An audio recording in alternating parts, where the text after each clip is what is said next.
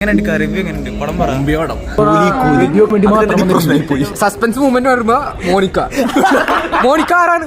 Okay, so jokes apart, Coolie is yet another Amit bomb from Kollywood industry in this year. നമ്മുടെ thug ലൈഫിനും Indian ഡ്യൂക്കും റെട്രോക്കും അങ്ങനെ prominent ആയിട്ടുള്ള ഡയറക്ടേഴ്സിന്റെ അമിട്ട് ഗുണ്ടുകൾക്കിടയിലേക്ക് ലോകേഷ് കംരാജിന്റെ പുതിയൊരു ഗുണ്ടുകൂട്. അത് പുള്ളിയെടുത്ത് തീരെ expect ചെയ്യാത്തൊരു കാര്യമായിരുന്നു. പക്ഷേ സംഹൗ ഇറ്റ് ഹാപ്പൻഡ്.